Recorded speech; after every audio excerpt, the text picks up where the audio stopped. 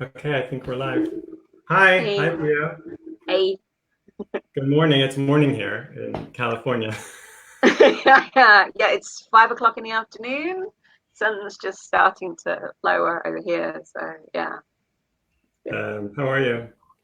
I'm okay. Today is a positive day. Yesterday was a positive day, so that thing, isn't it? This far, everything's fine. Ask me again tomorrow. Okay. I'm just gonna follow along. I think, yeah, we're live on Facebook, so that's good. Um, Cool. I I thought we could start with a short centering, and then maybe we could talk about you a little bit before you share We on can the do that. topic. Yeah, So, that'd be lovely. okay, let's just do a quick, checking in, noticing the posture. Eyes open or closed, whatever you feel like doing today. Noticing the position of the body, any sensations. See if you can make yourself maybe just a little more comfortable. Ah. And maybe we could do that together. We could take one long ah breath. So inhale. Ah. And then see if there's anything going on inside. Notice how you're feeling. If there's any thoughts or emotions that are rising up. And then accepting whatever comes.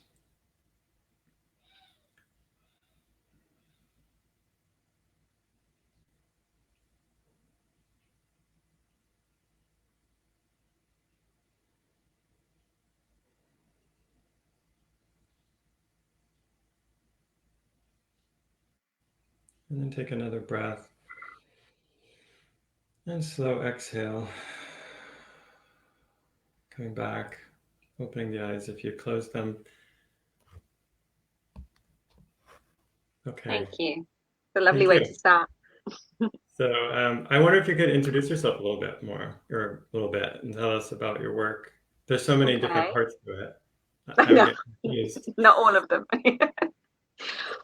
Well, I guess I am a yoga teacher, particularly most of the time at the moment. I'm back to doing a lot of actual yoga teaching at the moment.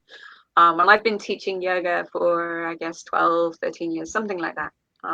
And um, a few years ago, I started a PhD that was kind of anthropological PhD, basically looking at contemporary yoga communities and how they tend to work. And through the process of that research, I came up with a term which is post-lineage yoga, which has slightly gotten away from me, and I'm trying to catch up after it and let people know what it really means because there's a lot of people using it, and I Yeah, don't really want to make everyone read a 300-page thesis in order to figure out what it means. So I'm finding ways of making that more accessible to people.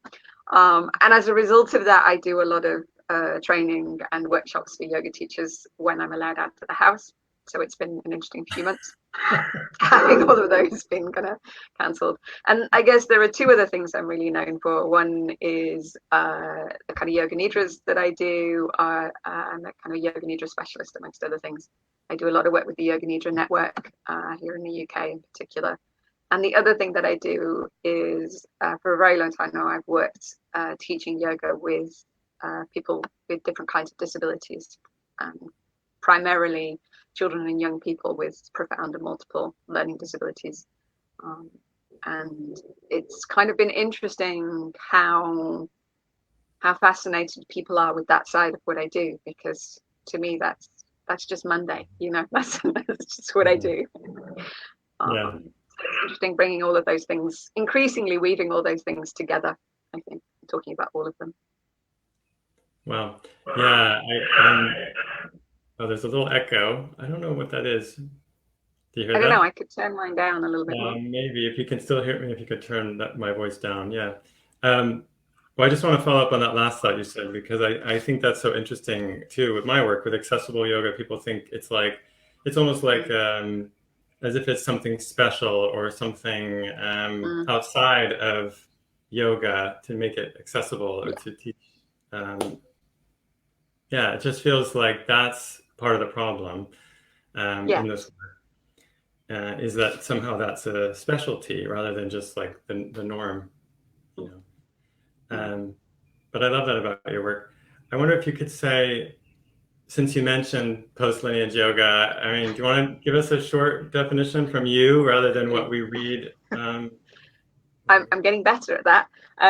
Yeah. So post lineage yoga is really a description that's talking about teaching relationships and relationships between yoga teachers. So the ways in which we play with or explore the idea of authority. So a post lineage way of working is not an anti lineage way of working. It's not necessarily even a non lineage way of working.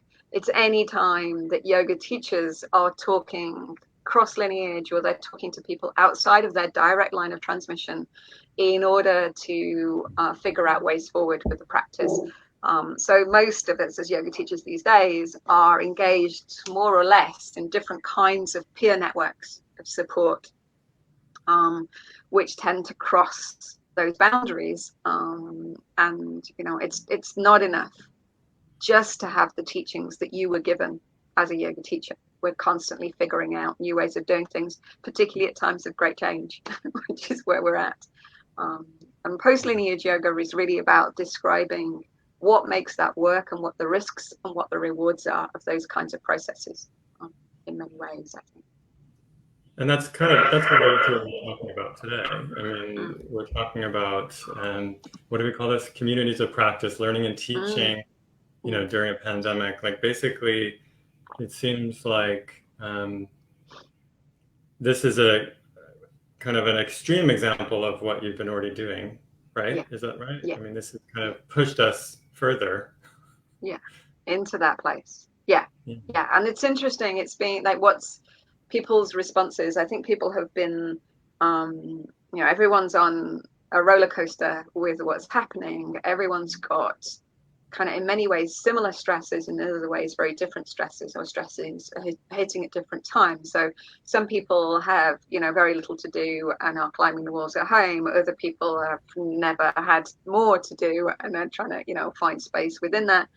Some people have issues at divide along lines of existing vulnerability. I have disabled friends who are virtually confined to home at the moment, for example, and can't get their usual online shopping order. So there's all these different ways in which our existing systems mean those experiences are somehow very individual and somehow very shared. But one of the things that I think is interesting is where the ways in which yoga teachers have been spending time managing and maintaining those webs of connection between them. So I think I said on the blog post the other week that I'm finding myself going down my list of support people, kind of like in my head, sort of like, is everyone okay? Is this person okay? Is this person okay? And it's almost like a community rosary, that you're going through and saying, is this Yeah. person okay? Is that person okay? And you're going down that, you're going around that web, and I keep remembering new people and going, oh, well, I haven't checked in with this person. I haven't checked in with that person. And what we're doing is we're kind of maintaining and checking those connections, that web, that network that holds us together in many ways. Um, That's yeah. so beautiful. It is. Sadly, it's all happening on Zoom and we're all exhausted. And if we never have to be on another Zoom call, it wouldn't be too soon. I know it's really something, Yeah. but at least we have that too. I mean, it seems Yes. like a real Yes. privilege to be able to have some connection through Yeah. video chat. Yeah. Um, you know, although the phone is nice too. Like I sometimes think, why is this a Zoom call? Why can't this just be a phone call? Uh, but I love what you're saying, that especially the image of the rosary or Mm, the mala, that you're saying that like your community. yeah. And it seems like that's what you're saying in post lineage yoga, is that the community is the teacher. It takes the position, it rises Mm, up. I mean, I think I was trained in a very traditional lineage, and mhm, community was important, right? Sangha was considered important, but it was never really given the value that I think you're talking about, Yeah. and that I think is so clear, that it actually replaces the guru, right? It actually becomes the guru. It becomes the guru in the sense, again, not to say that we would necessarily be anti-guru, but it becomes the guru in the sense that it becomes that repository of safety, that place of support, and that place of succor. It becomes just as the, you know, a good guru should become greater than the human being involved. I think a good sangha should become, is more than the sum of its parts. It becomes a place that feels like home. And you know, we're having some really lovely sunny weather here in the UK, and it's this time of year that my community starts to think about the outdoor festivals that we have over the summer. So although there are events throughout the year, there's this series of events that many of us go to, and we all go to slightly different combinations of them. And for me, the first event in that schedule would be a month from now, is the Beltane Back Togethering, and that's been cancelled, you know, and these events are dropping out, and that feels like a big, it feels like a big deal, not just because it's nice to go and hang out with friends, but because there's something sacred about that, about being in those places and coming together as a community and checking in and chopping vegetables together and singing together and doing all of those really quite mundane, those kind of rituals of the everyday together, I think are really important. Yeah, which actually reminds me of ashram living. You know, like in the ashram, that's what you do. You bond over the rituals and the daily activities. You know, you create family in a sense because you're living together, even if it's for a short time.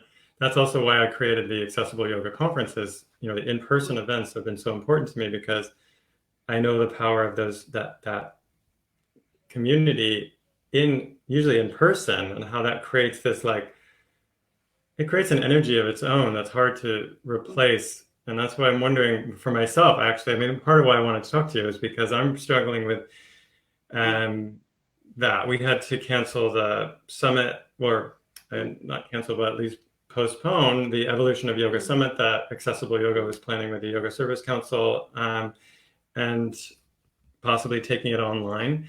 Also, we have a conference in the fall that I'm just wondering if people are going to want to go to a big in-person conference. It just seems too soon.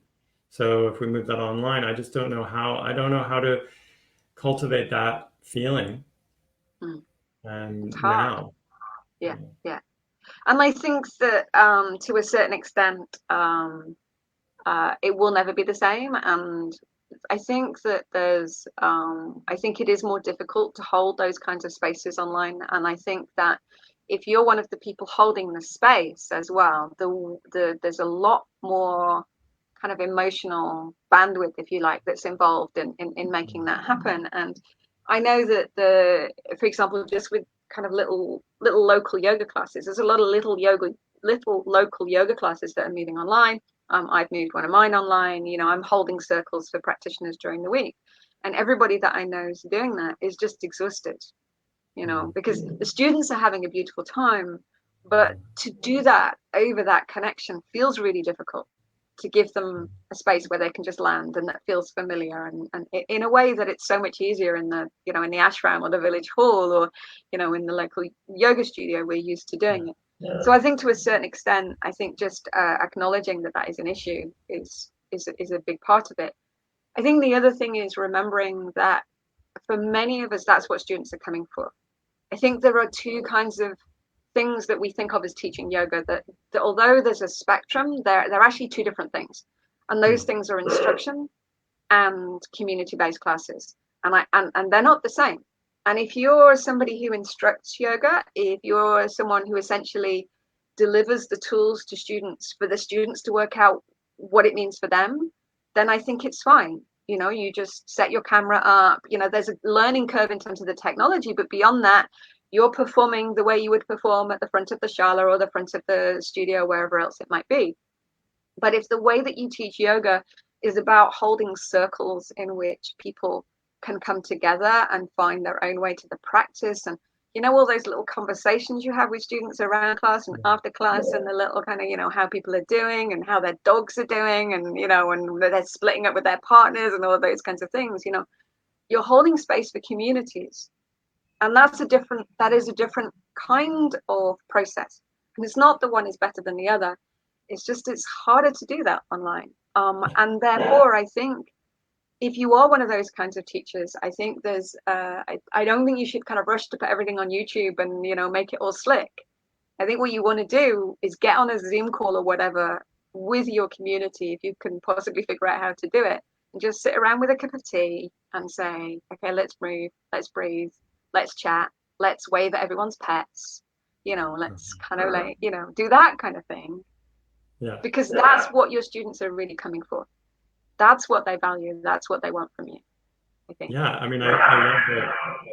I love that, and it's so true for me. And it's something I've been struggling actually for a number of years with myself, because I personally was moving my teaching. You know, I was getting like too busy to teach just community classes, and I was getting offers for like these big online platforms to like Yoga International and Yoga Journal and stuff have been asking me to teach for a while. I mean, I realize I'm lucky to have those offers, but it never feels right to me. And I feel like my work doesn't really translate to that medium of a recorded class. And I just really appreciate you saying that, because and about differentiating between the two kinds of service that a teacher is offering. And I just think that people aren't talking about that so clearly. They lump together yoga like it's one thing. And I'm like, yeah, that's not really what I'm, you know, I'm not just telling you how to move your body. I'm trying to create a community here and connect with you. And how hard is it? It's so hard for me to do that. I always feel like when I'm teaching online these days, that it's just a tiny part of what I can really offer. It feels so limited. And I actually think that's part of why like the extreme physical practice works better in that medium. It's like that's something you can do. You can learn exercise online, but you can't. For me, it's so much harder to teach yoga, to actually get to the heart of yoga through this medium without that connection. And I like what you said. It really just chatting. There's a lot of chatting, a little bit of Pawanamatasana. Nice. Do a bit this, do a bit that. Stand on one leg, like, you know, do a nice relaxation. You know, the 90 minutes or the 60 minutes is gone in my experience at that point. You know, that's what we're doing. But I also think for me the difficult thing is also maintaining the kind of integrity or coherence of those individual spaces. So I have a Wednesday morning class, like the one general yoga class I'm still teaching is on a Wednesday morning at the local village hall, and I've been teaching it for years and I will not let it go. It's like my precious space. And I love the students dearly. We've been together for a long time, most of us. So when I brought that online and other people were saying, you know, can I join you for an online class? It was like, well, you can, but not that one, because that's their space. And I don't want to flood it with lots of people they don't know. So, you know, it's much easier it's a much more organic process to manage that if it's in a village hall in Wiltshire, because, you know, you're not going to turn up to that, right? From Pennsylvania or from Australia or whatever else it is. But because we move into these virtual spaces, it's like part of my question is, how do we maintain the integrity of each one of those circles so that it still feels like a familiar place for the people dropping in and it doesn't feel impersonal? So, and it's tricky. It's tricky to do, I think. How do we do that? So one way you said is to keep it private. If you have a regular group, try and keep it to that group. Keep them private. Which is funny, because actually what I've heard, a lot of teachers who've moved online have told me, well, what's great is I'm reaching people outside of my normal group. Sometimes it's people that were part of the group and had moved away, and I get that. That's sweet, right? Yes. And now join from wherever. But I like that idea. Any other ideas? What else can we do to maintain that? I mean, I think maybe it's different if you have an ongoing group already and you've moved online versus if you're trying to start something new. Yeah, I think that's the thing. It's very different. And I'm still working it out. So I have one new group and I have one new teachers practice as well as my kind of regular group. And I'm just hoping that the times mean that specific people will tend to turn up at certain times, And I'm also, this is, my level of privilege is that I'm able not to put that out too widely. So you actually have to, you have to be on my mailing list to know about it. If you ask me, I will tell you, but I'm not there on Facebook kind of going, Monday mornings, join me at 10:30. You have to know. So that kind of, there's a level of informal gatekeeping that's happening, because it isn't me saying you can't come in, but it just makes it a little bit more difficult for people to find out. And it's exactly the opposite of everything that we get taught about marketing. So it's like actually making it a little bit difficult for people to join you, which is hard. But I can do that because it turns out I can do that and I can still get 7 people, which is, enough people for me. So, if I needed 30 people to make it work, then it's difficult. Difficult. But that's one of the challenges right now, because maybe if we're not charging, or we're charging less for online classes, maybe you need more students. So yes. Yeah. So, and then when you're teaching that group, did you have like a very specific like kind of routine that you would do with them, and do you keep to that when you move online? Is it the same, or do you change it? Yeah. I mean, I have a kind of format in my head. I've always been one of these teachers who plans in order to have a map, so that then I can deviate from it. That's always been the way I teach. So I tend to have fairly firm plans so that I know I can go off somewhere and come back and that'll be okay. But I always start with an actual check-in, like, how are you doing, to each person? Like, so, Bob, how are you doing today? What's going on for you? That's a really interesting thing. One of my students this morning showed us the view outside of his window, and he can see an actual castle from his window. And we were all very excited about that, because even in the UK, that's not very common, see an actual castle out of your window. Oh, really? We thought you all had them outside your window. Yeah, no. So there was that going on, and there's someone else going, oh, do you mind if my dogs are here? And you're going, oh, no, what are your dogs called? So you're doing that kind of like chatting thing, which we might think of as incidental, but it's actually really key to people feeling comfortable. And I do that first, and then I get them to center. And the centering that I'm tending to do at the moment is based on them realizing where they are, and then the virtual space. So it's like, okay, this is where you are physically. So it's kind of a version of an anti-Mauna practice, where you're listening to the sounds around you, and you're getting used to the space that's around you, and at the same time thinking about that virtual space. So it just gets them used to, okay, there's a circle, but that circle is kind of in some ways virtual. It's kind of a little bit unreal. There's also my floor and my cushions and or whatever else. I tend to keep the practice really simple. Lots of joint freeing, movement based, kind of like, here are my fingers, here are my hands kind of thing.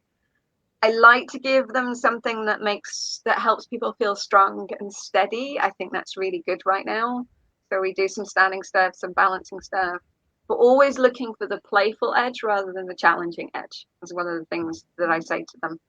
So we were playing with the idea of kind of warrior 3 today. So rather than starting with warrior 3, it was like, well, let's start in a tree pose, and how far can you take a foot back, and how far can you take your hand forwards? And we're all giggling because we're all a bit wobbly, and it's very much a deliberately imperfect practice space. That's what I'm looking for in the moment, because they don't need anything to live up to right now.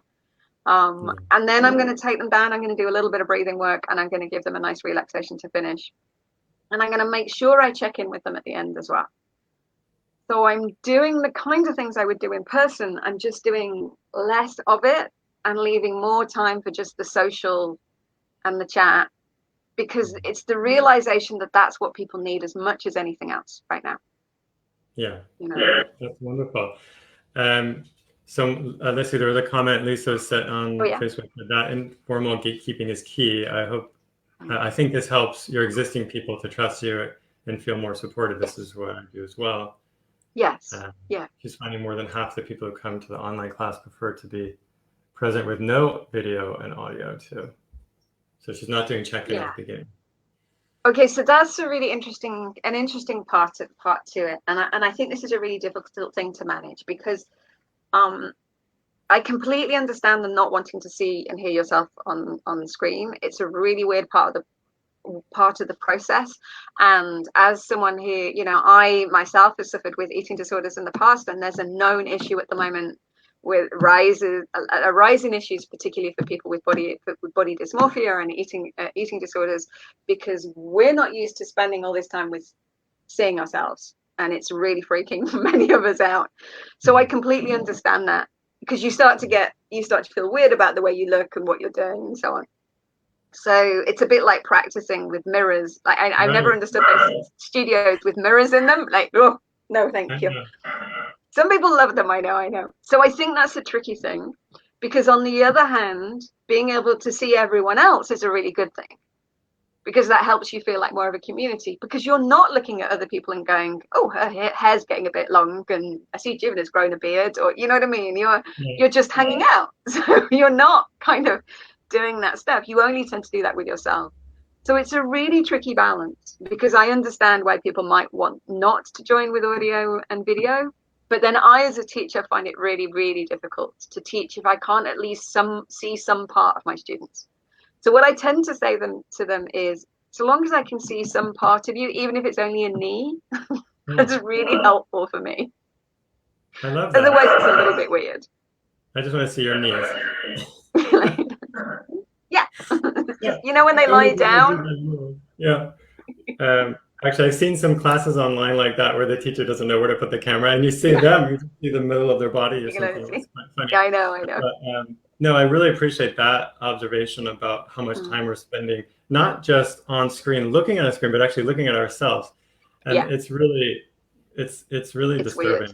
I agree. It's like the mirrors. It's like the mirrors. I think it's really not a great way to help us turn within. It really brings us out. Yes. So things like anti-yoga. It'd be great if there's a way to not see yourself, you know, and to have it. That's the setting we need on all of these platforms, is the one where you can't see yourself. But then what you would get is you'd only see like people's ears, because if you can't see yourself, you don't know if the camera's pointing in the right direction. So I don't know. It's really hard, and I don't think there's an easy answer to it. And I think that for most of us, this is going to be a new skill set that we don't necessarily spend massive amounts of time on eventually. I think we're going to be so glad to get back to in-person working. I mean, it's provoked me to doing things that otherwise I was going to do in like months from now, you know, kind of getting together kind of online courses and things like that. But there's a fair amount of this stuff that I'm going to quietly stop doing when we can get back out. Yeah. So long as there's work out there to do, you know. Yeah, so maybe we could talk about that. What are some of the benefits that you see? It's amazing to be able to work with people and to hang out with people that otherwise you don't get to see. Like just before we went live, I was saying that Stephen Porges and Sue Carter have just popped up on the Network Yoga Therapy thing, and like, you know, it's always lovely listening to them anyway. But for me, there was more of a sense of, oh, it was just nice to see them, because I last saw them in Amsterdam like a year ago, and it's just nice to see people because people have got time to hang out in ways that they wouldn't normally. So, you know, all of that kind of stuff is really that dissolving of distance in many ways is brilliant, and it's really helpful. And there are a lot of trainers, I think, as you kind of alluded to earlier, who are putting stuff out really with a real eye to the financial vulnerabilities that we all have right now. So there's a lot of people offering a lot of training online that kind of either on the sliding scale or pay as much as you can. And there's a lot of that kind of mutual trust within the wider yoga culture that's happening, which I think is really good. You know, that we all have to say, look, pay what you can, because we're all in very different situations at the moment from that point of view. Yeah, I mean, I'm definitely online that I wasn't going to. I'm going to do my accessible yoga training online, which I never wanted to do, because I like to be with people. I like to be in community. That's what gives me energy. Standing in front of a room, just talking to a camera doesn't really give me energy the way I do with a group of people, responding, making faces, you know, laughing. Yeah, and also for me, when I'm doing that, like when I'm traveling to teach, I'm dropping in on different communities of practice. So as well as the wider community that we're all kind of part of in different ways and to different extents, there are smaller local grassroots groups, and it's the visiting of those that really is, it's exciting for me. People go, oh, would you come to such and such a place? Of course. Like, have you got a group of yoga teachers? Of course I'm going to come and say hi and hang out. Just pay me enough to get me there and we'll figure it out. So right. That's actually, I love you saying that, because I realize I feel very lucky and privileged to get to travel and teach, which I basically travel constantly until now. But what it is that I love about it isn't, I don't usually get to see anything. Like when I travel, because of my family, I mean, I have 2 teenagers and my husband is not interested in me having any time for sightseeing or doing any touristy stuff. So, he only lets me go if I say, yeah, it's for work. Then go. But the thing is, then I have to like, sometimes I'll like leave a training and go right to the airport. And, it's like, I don't even get, but I get a different experience, which is I get to meet people, a community of practitioners, like you say, a community of practice. And it's incredible. It's incredible to see. Like, I mean, I get to travel to really amazing places, and it's happening everywhere. Like there's yoga communities that are just so beautiful, and similar and different at the same time. It's just incredible. And amazing. And for me, it really supports the ongoing kind of research that I do. Like this is how I get a sense of the wider yoga culture beneath the kind of commercial stuff, into the grassroots stuff that's happening all over, and the many ways in which it's actually very similar. Like little communities are very similar all over the world, and that's really interesting and really exciting. Yeah, and I have to say, like, that's my worry at this moment, is for those communities. I worry about the stability of independent yoga studios. I mean, that's what I really like, to go to independent studios too and see what they've done, how 1 or 2 people have created this container for a whole community of practitioners, sometimes hundreds of them. I worry that they can survive. Because they're just such an there's that kind of vulnerability, particularly of self-employed and small business people. That's I think that's a concern we all share, and it's a personal concern as well. I had a week of high panic about that and anxiety attacks about watching my income just go. It's hard, but it's interesting that the response to that for so many of us was to reach out, right? Like, it wasn't to put the walls up, it was to reach out and check, because I literally need all my friends to get through this, not least because I need them to get through this because they're friends, but I don't have a job if you don't all come through this to the other side. It's like, this is what I do. Yes. Well, that's why I'm here with you, because the reason I started these chats is because my immediate reaction was, I need to connect with people. I need to hear from other people that are going through this. And that's why I'm doing a ton of these. I'm trying to slow them down a little bit. We've been doing 3 or even 4 a week. And it's been helpful to me, because I get to hear like your experience, which is really so similar, and also very helpful to me to learn from what you're going. And can I also say, actually, because it's important to get it in, that I know there are a lot of teachers out there who are just like, can't face going anywhere near Zoom, can't face teaching online, and that is an impulse I completely understand as well. We're also living through a global pandemic, and if all you can do is lie on the floor and breathe and eat occasionally, that is also a completely acceptable response to what's going on, I think. Yeah, exactly. There's some other comments here. I didn't get to most of them, but maybe we can respond later. Leah in Ireland, hi Leah. She's talking about being online teaching has made her not want to be on screens otherwise. Less Facebook, less Netflix. That's interesting too. I mean, I think it's really it's a whole day of screens, isn't it? I was laughing because my teenage son, he's really obsessed with video games, and this has been like a dream come true for him.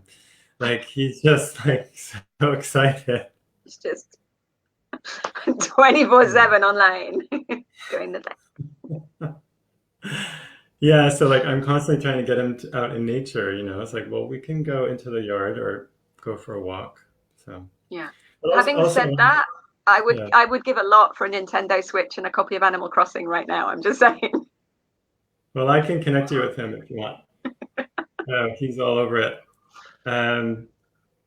Yeah, but also I guess I'm thinking about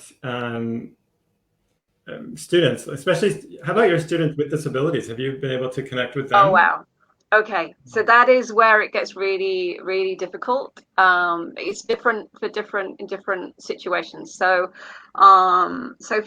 just talking about the students that I work with directly at the moment. So we go from there's a mainstream school that I where I teach in a specialist unit there for young people with autism. And they've gone to online teaching. I literally haven't heard from them. I mean, they'll be back in touch, but they are just getting through at the moment.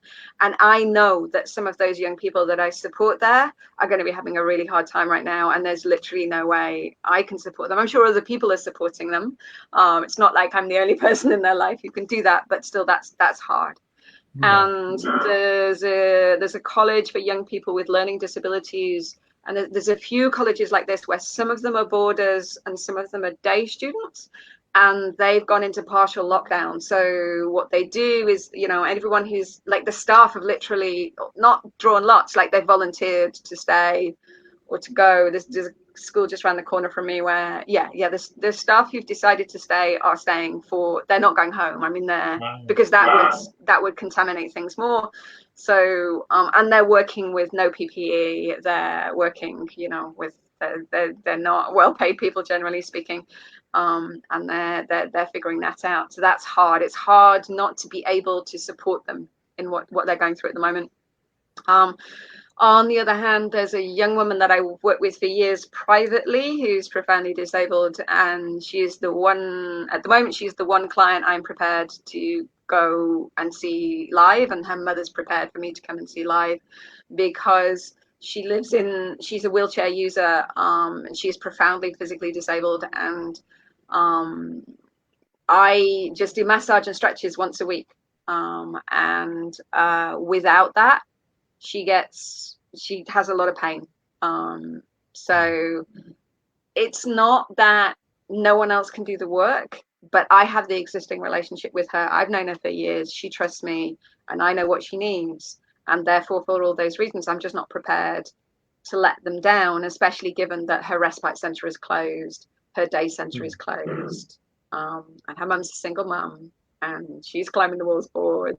And yeah, so every Monday I get in my car and I drive, and if the police pull me over, I will have to attempt to explain why a yoga teacher is on an essential house call.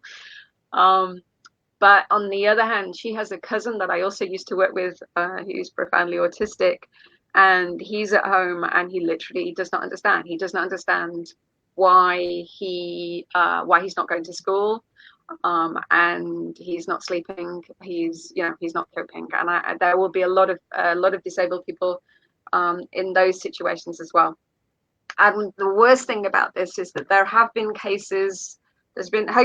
Luckily, there's been a big stink raised about it, but there have been cases in the UK of local health trusts writing letters to the carers of people who are profoundly disabled, asking them if they would sign a do not resuscitate order, so that if they get sick, they won't take a ventilator. Now, luckily, NHS England have come out and gone, no, no, a learning disability is not a life-limiting condition. But there are questions, about if it comes down to triaging people for treatment, who gets that treatment and who doesn't.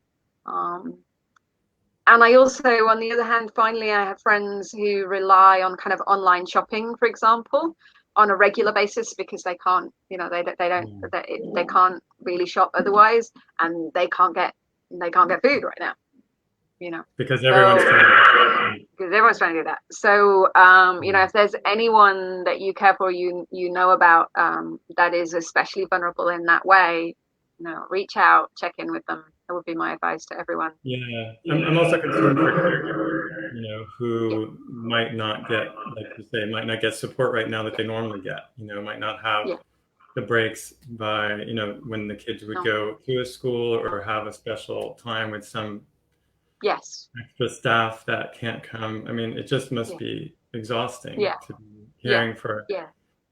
also for And caring most for of us are really doing young it. people. And most of us are doing it again without PPE at all, or with the young woman I work with on a Monday, we bought our PPE on Amazon. Uh-huh. That's where we were getting ours from, Yeah.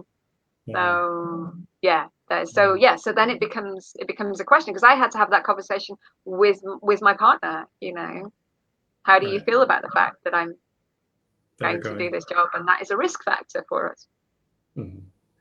Wow. So yeah. So I'm wondering if we could do a practice. Do you mind leading us Yeah. through something? I should have mentioned it earlier, but I was hoping we could end with a short yoga nidra, Oh, maybe of some kind. yeah. I can do mini nidras. It's a whole thing. Yeah. So if I do maybe like we can do like a 5-7 minute, take you down, bring Yeah, you back up kind of thing. that's That would be fine. lovely if people were up for that. Um, yeah, and I'm gonna highlight your screen if I can. Yeah. There we go. All right. Okay. So now I'm in that situation where I can't see people and I'm leading a practice, which is always interesting for me. Yeah, Um, well, you can but see wherever me. you are, whatever's going on for you, I'm going to ask you to spend 30 seconds or so getting comfortable, and to do that in any way that makes sense to you right now, and to know that you have the time to do that. Right? There's no rush on this. There's no hurry. And to think about what might help you feel comfortable. So it may be lying down. It may be just kind of pulling a blanket around yourself. It may be just putting a cushion under your head, whatever it might be. And as you're doing that, and maybe you could bring your attention to your eyes and to your ears. And if you can, kind of drop back into yourself a little bit. So when we're on these kinds of calls, or when we're listening to these kinds of things, watching these kinds of things, we tend to be very, as Jivana was saying earlier, very outward focused on what's going on. Can you drop back in a little bit and know that if you don't catch every word I say, it will not make a difference. In fact, you don't actually have to listen to what I say at all if that would feel tiring for you. Could you instead perhaps just listen to the sound of my voice and treat everything that I say as just an invitation? It's just a suggestion. It's just a suggestion.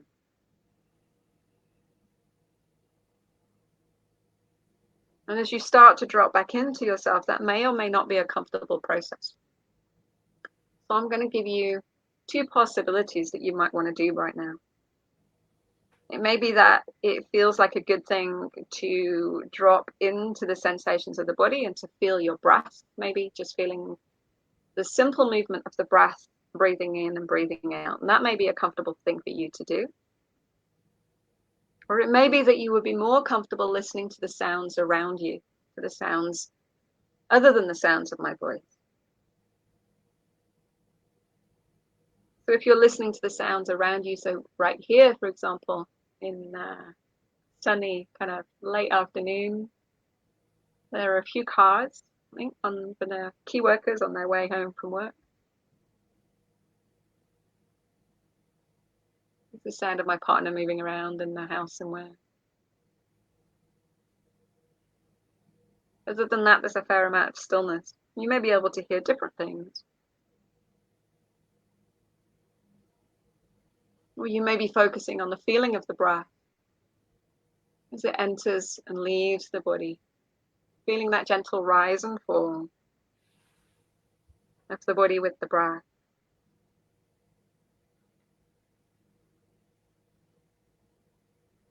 And what I'm going to invite you to do next, if you're comfortable moving on to the next thing, is to scan through the body. And you might start at the crown of the head and just scan all the way through from the crown of the head down to the feet.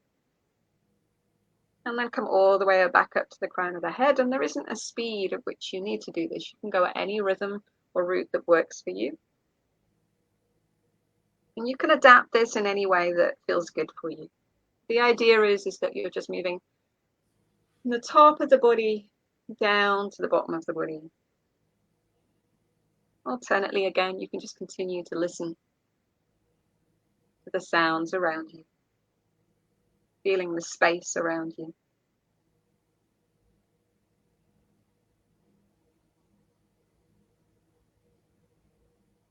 We'll scan just up and down the body a few times more, or just once or twice more, depending on the speed at which you're going. And again, there's no right or wrong way to do this. It's all just an invitation.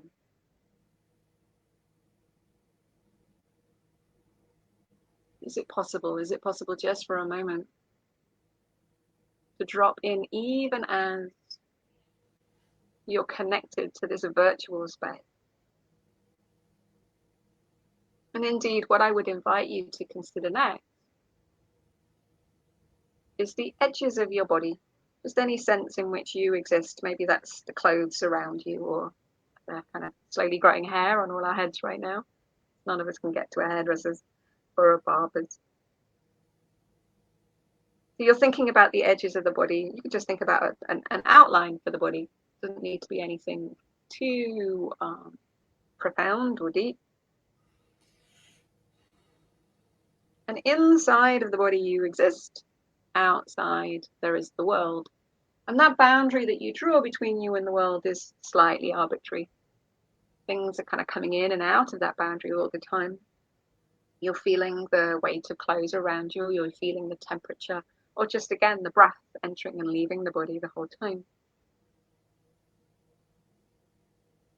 And outside of the body, there's the room that you are in, wherever you are, or if you're in outside, maybe the garden that you're in.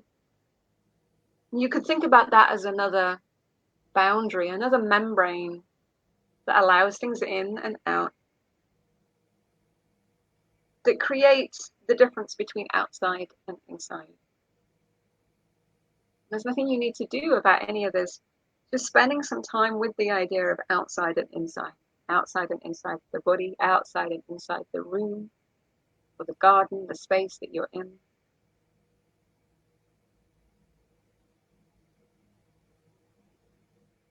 Knowing that at this moment, there are lots of other people also in their little spaces and their little bubbles.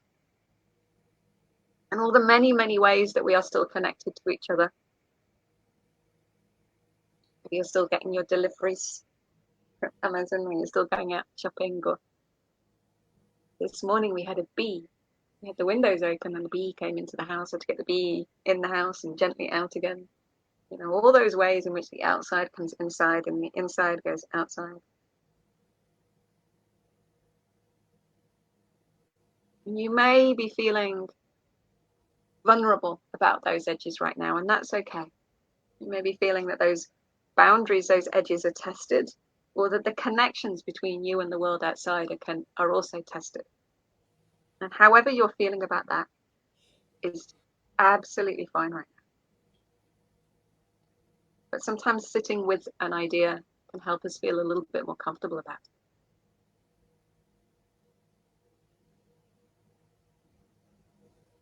And then if it's okay with you for the last minute or so here, I'm just going to invite you just to be in any way that makes sense. If that means you're going to daydream, if that means you're just going to feel the breath, if that means you're going to stick with the same idea a little bit longer, that's fine. Just for a moment.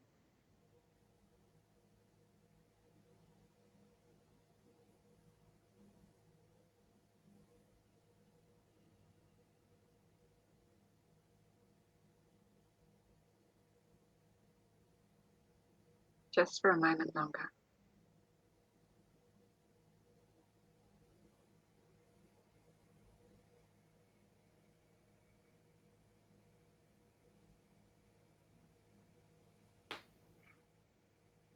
And then in your own time, you can make a decision about whether you want to come back. You wanted to just go drift off and be in your own space, that's okay too. But you could start to think about inviting the breath to deepen. You could start to think about maybe having a little bit of a wriggle or a yawn or a stretch. Maybe it would be nice to give yourself a big hug. I think if you haven't had one in a while. What would feel nice right now? Sometimes it's nice to have a bit of a wriggle and a rock from side to side. Whatever's working for you.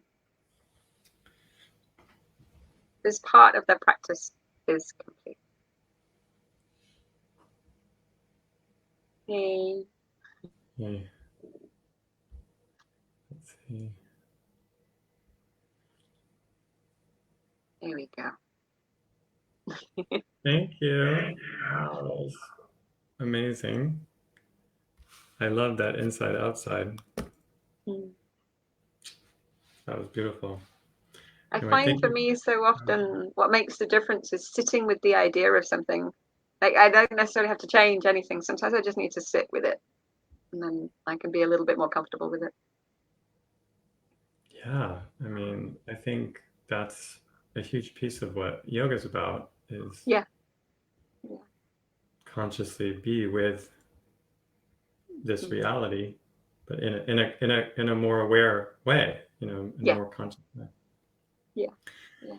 And anyway, thank you so much. I really appreciate Thank your you. time. I mean, that practice was amazing, and Thank you know, you. I love hearing your thoughts on all of this, and so interesting to make the connection, all the connections in your work. Makes sense to me. Yeah, good. It makes sense to me too. It's just, Okay. sometimes There it's a you slightly go. odd CV. Yeah, I'm sure. Anyway, but thank you. I really appreciate your time. And No, you know, we it's been can lovely. the video will be available. We can share after as well, and you can go in and see the comments Great. if you want on Facebook. Lovely. Anyway, so thank you, and you know, good luck. Hope that Yeah. everyone Take care. in your community is well. Okay. Yeah, and you. I'll talk Thank to you you. soon. Okay. Bye. Bye.